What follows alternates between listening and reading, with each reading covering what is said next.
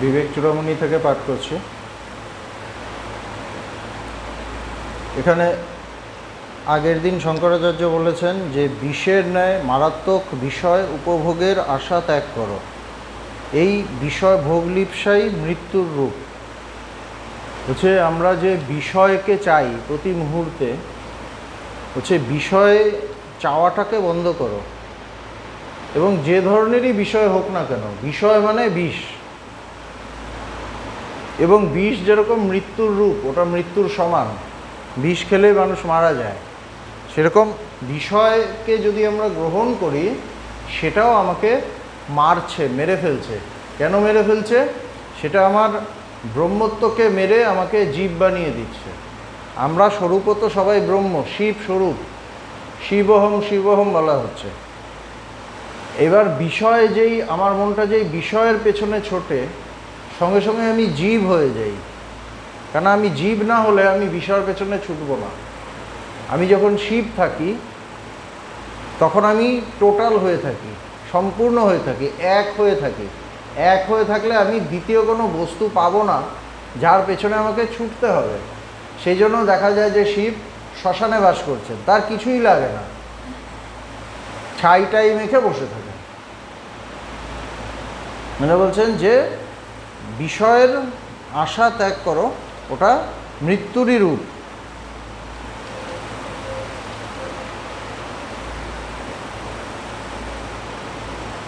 এবার বলছেন ধ্যান বিধি, কিভাবে ধ্যান করব আমরা। মানে তিনি একজন বৈদান্তিক সন্ন্যাসী, বিচারমার্গী সন্ন্যাসী। তিনি আমাদের ধ্যানটা শেখাচ্ছেন, কিভাবে ব্রহ্মে মন স্থির করে আমরা বসবো। তো বলছেন লক্ষ্য ব্রহ্মে মনকে দৃঢ়ভাবে স্থাপিত করিয়া অন্য ইন্দ্রিয় সমূহকে স্ব স্থানে স্থির রাখিয়া কোনো এক আসনে স্থিরভাবে উপবেশন করিয়া এবং দেহ পোষণের চিন্তা বর্জন করিয়া ব্রহ্মের সহিত আত্মার অভেদ ভাব প্রাপ্তির ফলে তাহাতে তন্ময় হইয়া একাকার বৃত্তির আশ্রয়ে সর্বদা স্বস্বরূপে সুখে ব্রহ্মানন্দ রস পান করো। অন্য ব্যর্থ কর্মসমূহের অনুষ্ঠানে কী বা ফল? বলছেন লক্ষ্য ব্রহ্মে মনকে দৃঢ়ভাবে স্থাপিত করিয়া। আমাদের লক্ষ্য কি? আমাদের লক্ষ্য হলো ব্রহ্ম এবং আমি যে এক, এটাই অনুভব করা। অহম ব্রহ্মাস্মি, আমি সেই ব্রহ্ম, এটা অনুভব করা। তো অনুভব করতে গেলে আগে আমার মনটা সে ব্রহ্ম বস্তুতে দিতে হবে, ব্রহ্ম চিন্তা করতে হবে, বা সেই বস্তুতে মনটাকে স্থির করতে হবে, জগতের অন্য সব চিন্তা ছেড়ে একটাই চিন্তা থাকবে তখন। এই জন্য বলছেন লক্ষ্য ব্রহ্মে মনকে দৃঢ়ভাবে স্থাপিত করিয়া। মন যেন ওখানেই সেই ব্রহ্মের চিন্তাই করে, অন্য চিন্তা না করে, এবং দৃঢ়ভাবে করে, জগতের চিন্তা যেন সে আর না করে।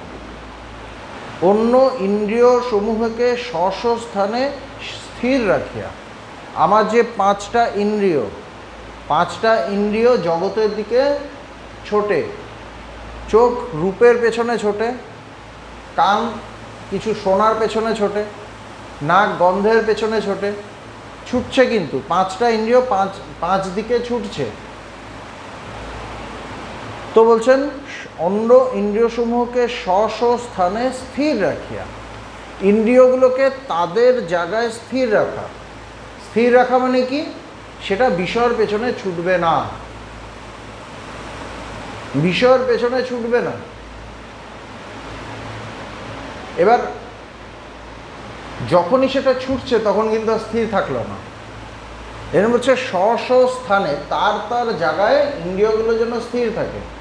চোখ যেন রূপের পেছনে না ছোটে। আচ্ছা ওটা কি দেখি তো, আচ্ছা ওটা কি হলো, এরকম তাকাচ্ছি। তার মানে কি আমার ইন্দ্রিয়ের মাধ্যমে, আমার চোখের মাধ্যমে মনটা চলে যাচ্ছে, মনটাও কিন্তু যাচ্ছে। তো বলছে চোখ নিজের জায়গায় স্থির থাকবে, মানে কোনো বাইরের বস্তু দেখবে না। সে চুপ করে ধ্যানে বসলো, চোখ বন্ধ করে, রূপের প্রতি তার মন নেই, রূপ, রস, স্বাদ, গন্ধ, এগুলো কোনো কিছুর প্রতি আমাদের মনটা যাবে না। এটাই হলো স্ব স্থানে স্থির রাখা ইন্দ্রিয়গুলোকে। কোনো এক আসনে স্থিরভাবে উপবেশন করিয়া এবং দেহ পোষণের চিন্তা বর্জন করিয়া। একটা আসনে স্থিরভাবে বসা, বসে আমার দেহকে, যে আমার এই একটু পরে ভাত খেতে হবে, এই করতে হবে, এই করতে হবে, ওই চিন্তাটাকে আপাতত ছেড়ে, সেই চিন্তা বাদ দেওয়ার সবথেকে ভালো উপায় কি, যে একদম প্রচণ্ড খিদে পেয়েছে ওই সময় ধ্যান করতে বসো না, তারা তো মনটা ওইদিকে চলে যাবে। কিছু খেয়ে নাও, তাহলে আর খাবার চিন্তাটা অতটা হবে না। তারপর বসো যখন আর তোমার খাবারের চিন্তা নেই। এজন্য বলছেন দেহ পোষণের চিন্তা বর্জন করিয়া। আমার দেহের যে পোষণ, দেহটাকে রাখতে হবে, না খেলে কিভাবে চলবে। যখনই কেউ আধ্যাত্মিক চিন্তা করে তাকে বলা হয় খালি পেটে ধর্ম হয় না। মানে দেহ পোষণের চিন্তাটা তুমি করো, তখনই বলা হয়। যখন সে বসে আড্ডা মারে তখন বলে না, কিন্তু খালি পেটে ধর্ম হয় না। যেই ধ্যানে বসলো ব্যাস হয়ে গেল। তো বলছেন দেহ পোষণের চিন্তা বর্জন করিয়া ব্রহ্মের সহিত আত্মার অভেদ ভাব প্রাপ্তির ফলে তাহাতে তন্ময় হইয়া, ব্রহ্মের সাথে আত্মার অভেদ হয়ে সেখানে তন্ময়, পুরো মনটা ওখানে ডুবিয়ে দাও। একাকার বৃত্তির আশ্রয়ে সর্বদা স্বস্বরূপে সুখে ব্রহ্মানন্দ রস পান করো। একাকার বৃত্তির আশ্রয়ে, এই যে ব্রহ্ম আত্মা এক হলো, এই একাকার বৃত্তি নিয়ে, মানে তখন একদম একটা বৃত্তি থাকে যে আমি এবং ব্রহ্ম এক। তো বলছেন যে সুখে ব্রহ্মানন্দ রস পান করো, স্বস্বরূপে সুখে ব্রহ্মানন্দ রস পান করো। একদম অন্য কিচ্ছু থাকবে না তখন। তুই দেখ আর আমি দেখি, আর যেন কেউ না দেখে। অন্য ব্যর্থ কর্মসমূহের অনুষ্ঠানে কী বা ফল? আমাদের প্রতি মুহূর্তে কাজের কথা মনে হয়, এই কাজ ওই কাজ, এই সেই, আমি ওটা থেকে বেরোতে পারি না। বলছে ব্যর্থ কর্মসমূহের অনুষ্ঠানে কী বা ফল? সারা জীবন তো কাজ করছি, কাজ করতেও হবে, পরেও করতে হবে, কিন্তু নিজেকে জেনে নেই, অনুভবটা করে নেই, তারপর করি। যখন বসছি স্থিরভাবে বসি, তখনও যদি কাজের চিন্তা আসে তাহলে তো কোনো লাভ নেই, তাইলে না বসলেই ভালো। যখন আমি বসছি তখন তাকে জানার জন্যই বসবো। শঙ্করাচার্য কাজ করেনি, প্রচুর কাজ করেছেন, কাজ করেছেন বলেই তো এই বইটা পড়ছি। কিন্তু যখন বসছেন তখন বসছেন। ভগবান প্রচুর কাজ করেছেন, কিন্তু যখন ধ্যানে বসলেন তো বসলেন, রাত 2টোর সময় উঠে ধ্যানে বসে গেলেন।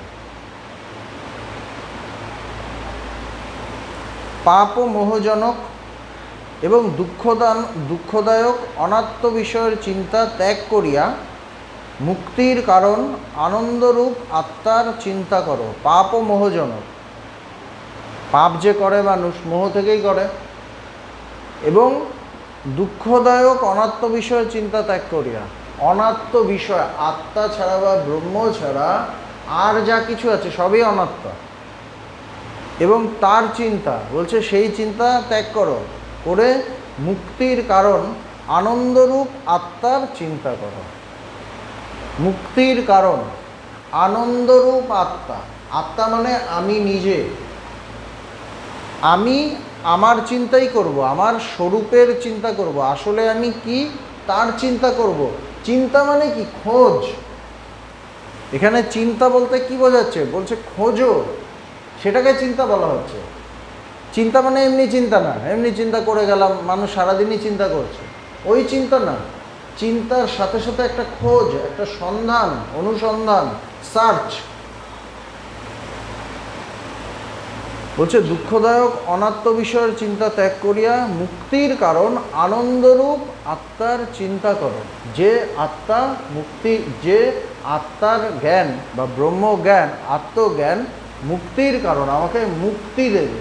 কি থেকে? আমার বন্ধন থেকে, আমার অজ্ঞান থেকে, আমার মোহ থেকে। এবং সেই আত্মাটা কি বলছে? যে সেই আত্মা আনন্দরূপ। তা আমরা বলতে পারি যে আমরা কি আনন্দ পাই না? আমরা তো আনন্দ পাই। এখান থেকে বেরিয়ে একটা রেস্টুরেন্টে ঢুকবো, আনন্দ হবে। একটা হলে ঢুকবো, আনন্দ হবে। ভালো গয়না কিনবো, আনন্দ হবে। বলছে না, এই আনন্দের সাথে দুঃখ মিশে থাকে। দুঃখদায়ক অনাত্মা, যেটাই অনাত্মা সেটাই দুঃখদায়ক। কেননা সেটা আমার থেকে আলাদা। যেটা আমার থেকে আলাদা সে এই মুহূর্তে আমার কাছে আছে, পরের মুহূর্তে বিচ্ছেদ হবে। যেই বিচ্ছেদ হবে আমার কষ্ট হবে। ওটা যখন পেলাম, যখন ভোগ করছি তখন আনন্দ লাগছে, কিন্তু যেই বিচ্ছেদটা হবে তখন কষ্ট হবে। একটা ভালো খাবার খাচ্ছি, মিষ্টি খাচ্ছি, প্রতিটা কামড়ে আমি তার টেস্ট যেরকম পাচ্ছি, তার সাথে সাথে আমি জানছি প্রতিটা কামড়ে ওটা কমছে, আর কয়েক সেকেন্ড পরে ওটা শেষ হয়ে যাবে।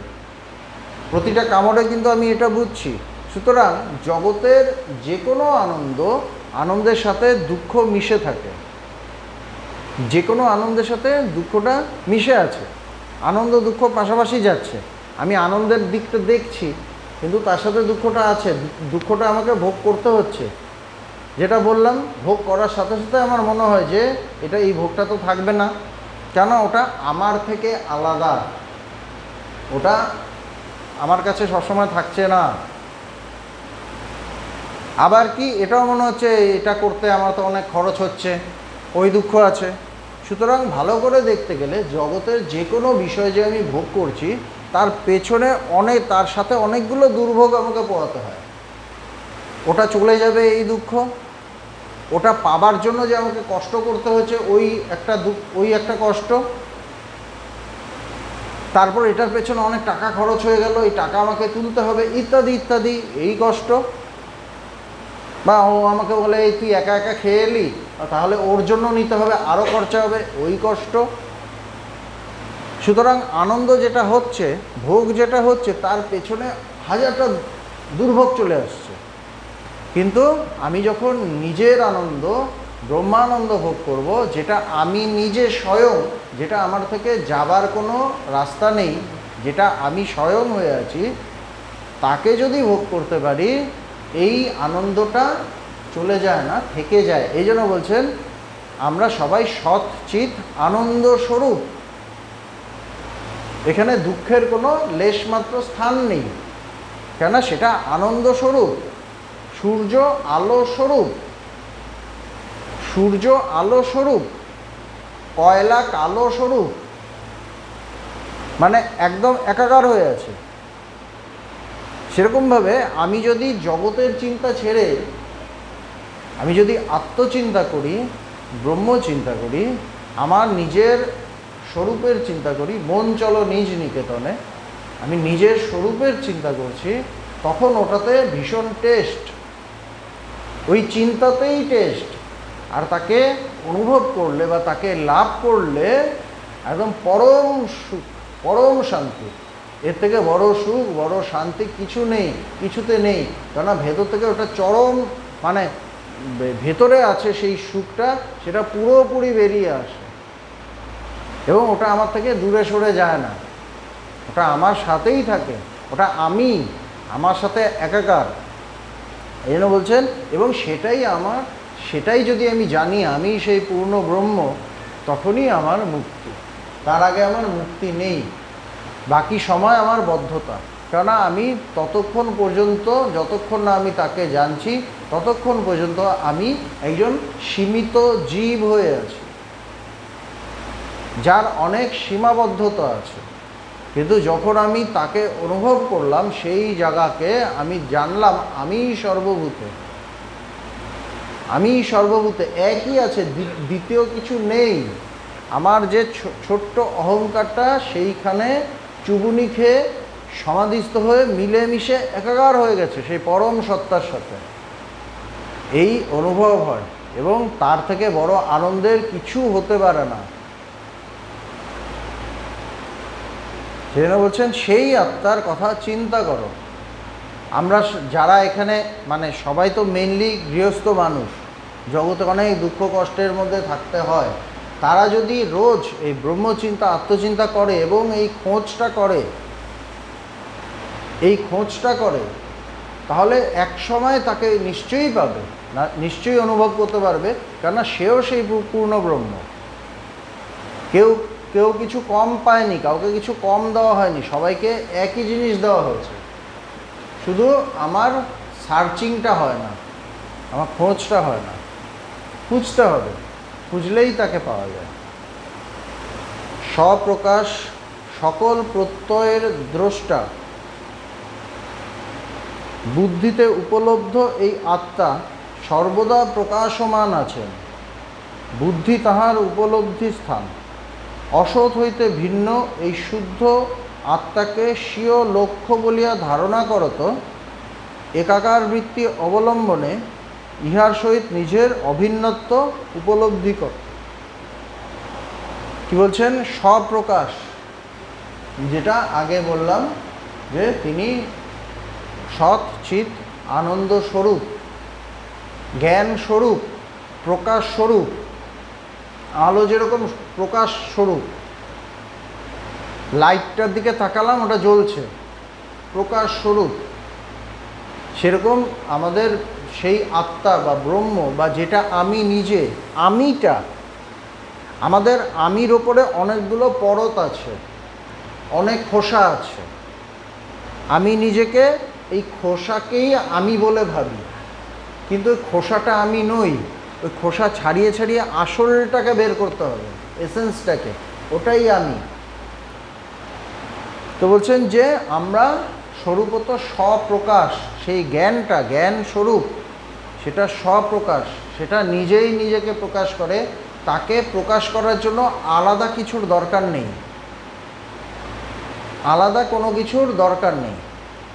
যেমন ডাক্তারি জ্ঞান বা ইঞ্জিনিয়ারিং জ্ঞান, ওটা জানার জন্য আমাকে ওখানে মনটাকে দিতে হয়, ওখানে কলেজে ভর্তি হতে হয়, আমাকে যেতে হয়, তারপর আমাকে জানতে হয়। কিন্তু এই আত্মা বা ব্রহ্মকে জানতে গেলে কিভাবে? আমার কিছু দিয়ে কি জানতে হবে? ওটা তার আলোতেই তাকে জানবো। সূর্য আলোতেই সূর্যকে দেখা যায়, টিউবের আলোতেই টিউবকে দেখা যায়, কেন? ওটা স্বপ্রকাশ। সেরকম আমার যে জ্ঞান, জ্ঞান স্বরূপ, জ্ঞানের আলোতেই জ্ঞানকে দেখা যায়, আলাদা কোনো কিছুর দরকার হয় না। সকল প্রত্যয়ের দ্রষ্টা, সমস্ত কিছু আমাদের ভেতরে যে চিন্তা আসছে, যা কিছু আসছে, সব কিছুর তিনি দ্রষ্টা, সব কিছুর তিনি সাক্ষী। আমার ভেতরে একটা চিন্তা উঠল, এখানে দুটো ব্যাপার হলো, একটা হলো দৃশ্য, একটা হলো দ্রষ্টা। দৃশ্য মানে আমি বাইরে একটা জিনিস দেখলাম, ওটা দৃশ্য হয়ে যায়, আমি দ্রষ্টা হয়ে যাই। আবার আমার ভেতরে একটা চিন্তা উঠলো, আমি আশ্রমে যাব। এই যে চিন্তাটা উঠলো, চিন্তাটা তো আমার দৃশ্য। আমার ভেতরে আমি দেখলাম যে একটা চিন্তা উঠলো, আশ্রমে যাব, তারপর আমি আশ্রমে এলাম। তার মানে এখানেও কিন্তু দ্রষ্টা দৃশ্য থাকছে। তো যখন আমার চিন্তাগুলোকে দেখছি, ভেতরে ভাবগুলোকে দেখছি, তারও পেছনে কিন্তু সেই ভাবটাকে যিনি প্রকাশ করছেন, সেই জ্ঞান বা সেই চিন্তাগুলোকে যিনি প্রকাশ করছেন, সেই জ্ঞান, সে কিন্তু সেই দ্রষ্টা। বুদ্ধিতে উপলব্ধ এই আত্মা সর্বদা প্রকাশমান আছেন, বুদ্ধির মধ্যেই তাকে উপলব্ধি করা যায়। আমার বুদ্ধি যখন স্থির হয়ে যাবে তখন তিনি উপলব্ধ হবেন। আমার সমস্ত মন বুদ্ধি সব যখন স্থির হয়ে যাবে একদম, তখন তাকে উপলব্ধি করা যায়। অসৎ হইতে ভিন্ন এই শুদ্ধ আত্মাকে স্বীয় লক্ষ্য বলিয়া ধারণা করত একাকার বৃত্তি অবলম্বনে ইহার সহিত নিজের অভিন্নত্ব উপলব্ধি করো। অসৎ হইতে ভিন্ন, অসৎ মানে যেটা মিথ্যা, অসৎ থেকে আলাদা এই আত্মা। অসৎ থেকে আলাদা কি হয়? যেটা সৎ, যেটা সত্য, দুটোই তো থাকে, সত্য এবং মিথ্যা। তো যদি বলা হয় ওটা মিথ্যা নয়, তার মানে ওটা সত্য। তো বলছেন অসৎ হইতে ভিন্ন এই শুদ্ধ আত্মাকে স্বীয় লক্ষ্য বলিয়া ধারণা করিয়া আমার যে আত্মা বা ব্রহ্ম আমার স্বরূপ, সেটাকেই আমার উপলব্ধি করতে হবে, এইভাবে ধারণা করতে হবে, এইভাবে ভাবতে হবে, টার্গেট করতে হবে, করে একাকার বৃত্তি অবলম্বনে এবং আমার সমস্ত মন প্রাণ আমার সমস্ত বৃত্তি গিয়ে ওখানের সাথে একাকার হতে হবে, বৃত্তি গিয়ে ওখানে লয় পেতে হবে, আমার সমস্ত মন ওখানে গিয়ে ডুবে যেতে হবে। যখন ওইটাই থাকবে আমি আর থাকবো না। কিভাবে? বলছে নুনের পুতুল সমুদ্রে মাপতে গিয়ে যেমন গলে যায়, বা কিছু নুন জলে ফেলে দিলাম, একটু পরে ওই নুনটাকে আর আলাদা করে পাওয়া যাবে না, ওখানে গলে গেছে, মিশে গেছে।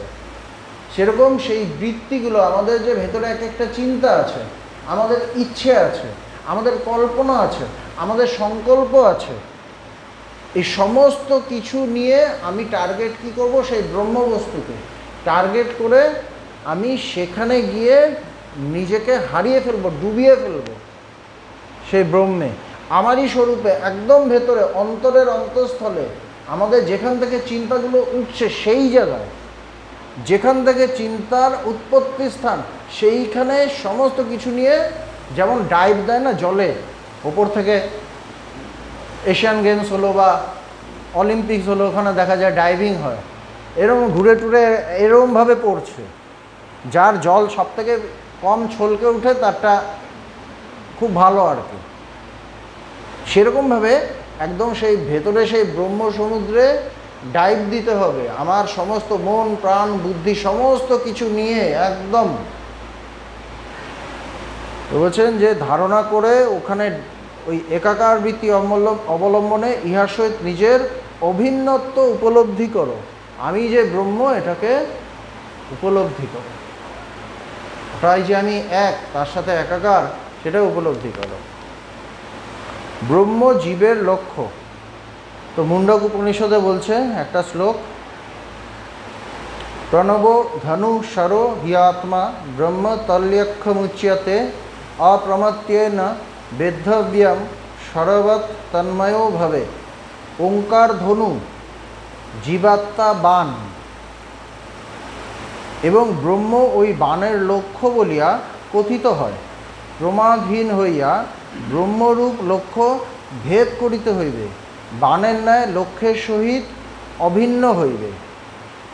বলছে যে ওঙ্কার হলো ধনু, আমাদের যে ওঙ্কার ওম, সেটা হলো ধনুক, আর কি জীবাত্মা বাণ, আমাদের আমি, সেটা হলো সেই বাণটা।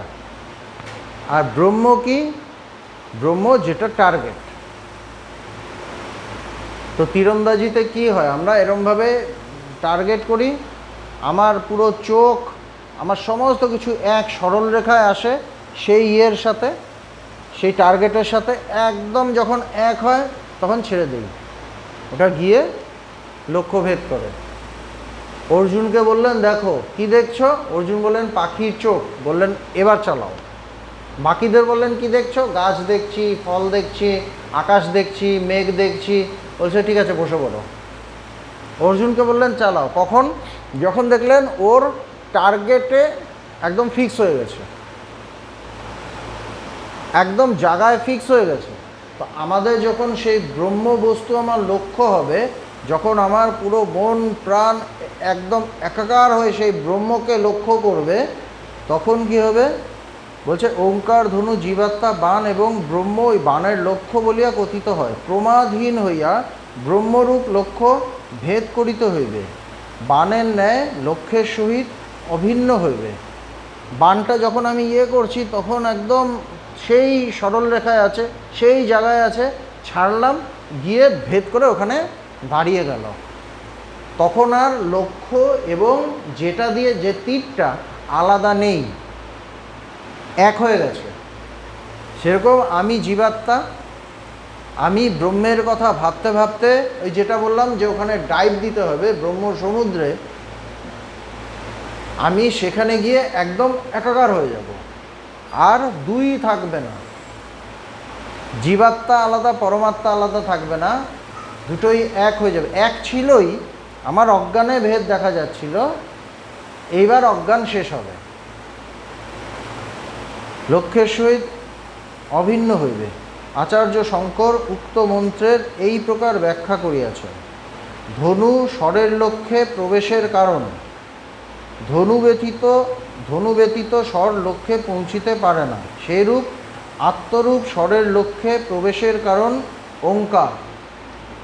তো হচ্ছে ধনুকটা না থাকলে তো তীরটা মারা যেত না, সেরকম তুমি যে সেইখানে ব্রহ্মে স্থির হবে তার কারণ কি?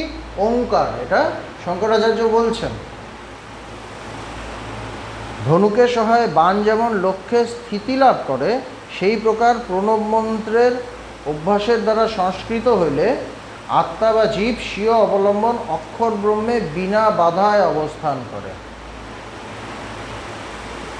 তো সবাই যারা ওঙ্কার করতে পারবে না তাদের ক্ষেত্রে কি?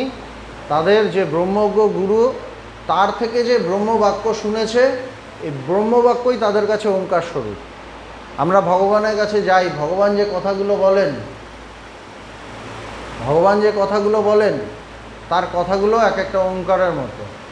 আমি যদি ওখানে ওটা দিয়ে লক্ষ্য স্থির করি, তার কথায় যদি আমি পুরো মনটা দেই এবং সেইভাবে যদি আমি নিজেকে চালাই, একদম তন্ময় হয়ে আমিও সেই জায়গায় পৌঁছে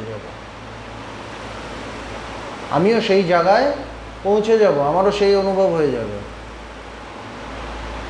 সবাই তো আর ওঙ্কার প্রাপ্ত হয় না ওইভাবে, কিন্তু সবারই ব্রহ্মজ্ঞ গুরু আছে, যাদের আছে, সবার থাকে না, যাদের আছে, তারা যদি কথাটাকে ওঙ্কার হিসেবে ধরে এবং টো পালন করে, পুরো মন প্রাণ একাকার করে পালন করে, তার এটা হয়ে যাবে। সংস্কৃত হইলে আত্মা স্বীয় অবলম্বন অক্ষর ব্রহ্মে বিনা বাধায় অবস্থান করে, আর কোনো বাধা থাকে না, সে জ্ঞান লাভ করে নেয়। অতএব প্রণব ধনুর সহিত তুলনীয়। উপাধি লক্ষণযুক্ত পরমাত্মাকে স্বরের সহিত তুলনা করা হইল, আর উপাধি লক্ষণযুক্ত পরমাত্মাকে স্বরের সহিত তুলনা করা হইল।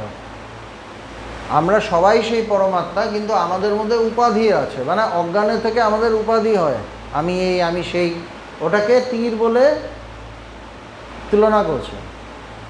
জলে যেমন সূর্যের প্রতিবিম্ব প্রকাশ পায়, সেই রূপে পরমাত্মা সকল বুদ্ধি প্রত্যয়ের সাক্ষী রূপে জীব দেহে প্রকাশ পাইতেছেন। জলে যেমন সূর্যের প্রতিবিম্ব দেখা যায়, সূর্যটাকেই জলে দেখা যায় প্রতিবিম্ব হিসেবে, সেরকম সেই পরমাত্মা আমাদের বুদ্ধি প্রত্যয়ের সাক্ষী রূপে, আমাদের বুদ্ধিটা ধরা যাক জল, পুকুর, তার মধ্যে সেই পরমাত্মার, সেই জ্ঞান স্বরূপ পরমাত্মার প্রকাশ হচ্ছে, একটা প্রতিফলন হচ্ছে, প্রকাশ পাইতেছেন। এই আত্মা স্বরের ন্যায় অক্ষর ব্রহ্মে প্রবেশ করেন। তো যখন আমি সেই বুদ্ধিতে তাকে খুঁজব, তখন বুদ্ধি স্থির হয়ে একদম একাকার হয়ে যাবে, অক্ষর ব্রহ্মে প্রবেশ করেন। অতএব ব্রহ্মই জীবের লক্ষ্য। মন সমাহিত করিতে ইচ্ছুক সাধক ব্রহ্মকে আত্মভাবে লক্ষ্য করেন বলিয়াই ব্রহ্ম লক্ষ্য। মন সমাহিত করিতে ইচ্ছুক সাধক, আমরা যারা সমাধিস্থ হতে চাই, আমরা যারা সেই ব্রহ্মকে জানতে চাই, অনুভব করতে চাই, তাদের কি করতে হবে? বলছে ইচ্ছুক সাধক ব্রহ্মকে আত্মভাবে লক্ষ্য করেন, ব্রহ্ম এবং আমি এক, এইভাবে তারা টার্গেট করেন, লক্ষ্য করেন বলিয়াই ব্রহ্ম লক্ষ্য। অতএব বাহ্য বিষয় তৃষ্ণারূপ প্রমাদ বর্জন করিয়া বাইরের বিষয়ের প্রতি লোলুপতা, আমি এটা চাই, ওটা চাই, বা ও কী করছে, সে কী করছে, মনটা বাইরে যে ছোটে আমাদের, বলছে ওটা থেকে সরিয়ে এনে প্রমাদ বর্জন করিয়া বৈরাগ্যবান জিতেন্দ্রিয়, বৈরাগ্যবান মানে আমার সেই নিজেকে জানতেই হবে, আমার আর অন্য কোনোতে মন নেই, এবং জিতেন্দ্রিয় যে ওইভাবে সংকল্প করে, তার ইন্দ্রিয়ের প্রতি আর ইয়ে থাকে না, মোহ থাকে না, সে ইন্দ্রিয়কে জয় করে ফেলে, জিতেন্দ্রিয়, এবং একাগ্র হইয়া, তখন তার একাগ্র হয় মন, হইয়া ব্রহ্মরূপ লক্ষ্যকে বিদ্ধ করিতে হইবে। ওই জায়গায় আমাকে চুবুনি খেতে হবে, আমাকে এই জ্ঞানটা গিয়ে ওখানে গিয়ে একাকার হয়ে যাবে। স্বর লক্ষ্যকে বিদ্ধ করিয়া যেমন তাহাতেই স্থিত হয়, সেই প্রকার দেহাদিতে অহং প্রত্যয়কে দূরীভূত করিয়া, দেহাদিতে অহং প্রত্যয়কে মানে দেহকে আমি বলে ভাবা, শরীরকে আমি বলে ভাবছি, বলছে এইটা ছেড়ে দিতে হবে। আমরা শরীরকেই আমি বলে ভাবি, শরীরের দুঃখ মানে আমার দুঃখ, আমরা তো ওইভাবে ভাবি, দুটো যে আলাদা বস্তু এটা বুঝি না। বলছেন যে সেই প্রকারে দেহাদিতে অহং প্রত্যয়কে দূরীভূত করিয়া অক্ষর ব্রহ্মের সহিত অভিন্নভাবে স্থিত হইবে, এক হয়ে যেতে হবে। মানে জ্ঞান হবে, জ্ঞান না, তিনি বলছেন ব্রহ্ম বিজ্ঞান লাভ করা, মানে নির্বিকল্প সমাধিস্থ হওয়া, যেখানে আর তীরটা ওখানে বিদ্ধ হয়ে আবার যেন পড়ে না যায়, তীরটা বিদ্ধ হয়ে যেন ওখানেই বিদ্ধ হয়ে থাকে। জ্ঞানের নানা স্তর আছে তো, নির্বিকল্প সমাধি মানে ওখানে তিনি স্বয়ং ব্রহ্মস্বরূপ হয়ে যান, যেমন ঠাকুর রামকৃষ্ণদেবের হয়েছিল, স্বামী বিবেকানন্দের হয়েছিল, বা ভগবানের হয়েছিল, সেই রকম একদম স্থির হয়ে ওখানে জ্ঞানটা। এইটাই আমাদের প্রত্যেকের লক্ষ্য। এবং যখন আমার এই জ্ঞান হবে, তখনই আমি নিজেকে জানব, তখনই আমার সত্যকে জানব, তখনই আমার সমস্ত সমস্যার সমাধান হবে।